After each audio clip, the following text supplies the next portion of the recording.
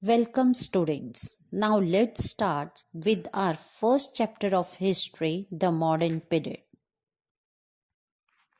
Students, history is the study of changing pattern in society. No two periods are alike in history. It is the study of change.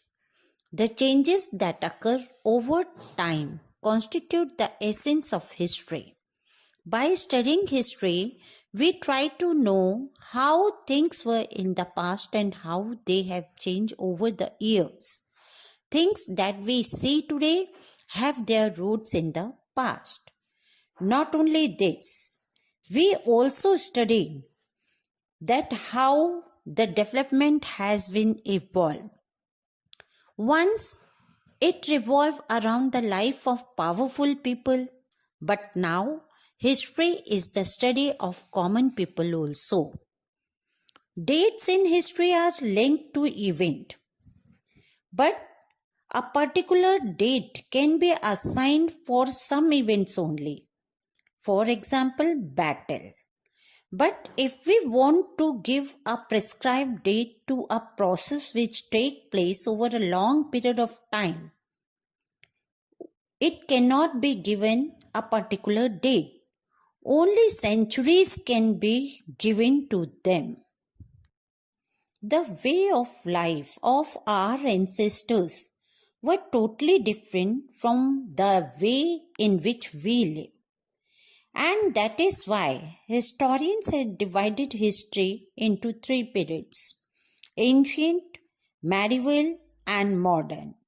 Student, you have read about ancient period in 6th class and medieval period you have read in 7th class. Now we are going through the modern period. These broad divisions mark how the society, economy, culture, and politics of one period is different from the preceding or succeeding periods. Periodization in history has changed over time. We divide history into periods on the basis of something which has had a profound impact on the way we live. For example, we are talking about the change from ancient to medieval period. It occurred with the arrival of the Turks in India. Similarly, when we talk about the change from medieval period to modern, it occurred with the arrival of the British on the shores of India. But society and economies take a long time to change and often cannot be periodized. Let's talk about some defining features of modern period. How this period is different from previous periods.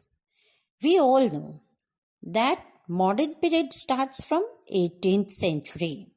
It is generally known as the starting point of the modern period. There were some defining features of this period. They are scientific progress, industrialization, colonization, and urbanization. Or we can also say the growth of cities. These changing trends were first visible in Europe. In course of time, they also exercised a significant impact on India. But beta, we can't give a particular date for that. We can't say that from this date, these all changes started in our country. So these changes are slow and we cannot give a particular time or exact date for these type of changes. So these changes are the defining features of modern period. Now let us start this part with a question. Was the modern period really modern? क्या हम केवल इस बात से इस period को modern मान सकते हैं कि इस समय ब्रिटिशर्स आए थे और कुछ स्पेसिफिक चेंजेस हुए थे उसमें? नहीं. The Britishers treated India as a colony. They took away raw material from India and made her an importer of finished British goods. So, British rule can hardly be described as modern. It was colonial. Indian historians call this period the colonial period. बेटा, आप भी सोच रहे होंगे, कभी हम एक particular date की बात करते हैं और कभी हम सेंचुरीज की बात करते हैं. अब हिस्ट्री में दोनों में से ज्यादा इंपॉर्टेंट क्या है? So, student, a span of time is more important in history rather than a precise date. History that was taught a few decades ago was all political history. And in political history, it is easier to define dates for events in that. But for social, economic, and cultural history, specific dates cannot be assigned. Can we pinpoint the day, the month, the year when the feeling of nationalism started growing among the people of India? No, we cannot give a particular date for that because it was the long process and it took lot of time. Four questions are important in history. Number 1, what happened? Number 2, when did it happen? Number 3, where did it happen? And number 4, how did it happen? Better we can say that we can give a particular answer for first question, but rest 3 questions cannot be answered in a particular way or a correct way because we are not having a precise answer to other 3 questions. We know that the British colonized India, but can we put an exact date to it? Or can we pinpoint a reason and say that it happened here? No, we cannot do that. To put an exact date to processes in history would be to defy the very nature of the subject. Let us come to the sources. The period under study has an abundance of source materials. Archaeological sources are comparatively less important for this period. We are talking about literary sources. The literary sources for the period are many and varied. There are original documents like government reports, administrative records, official records of the British surveys, and so on. All these records have been carefully preserved in archives and museums. Let us talk about official records. The Mughals introduced the culture of recording everything. This was further and perfected by the British. Every administrative decisions was recorded and carefully preserved.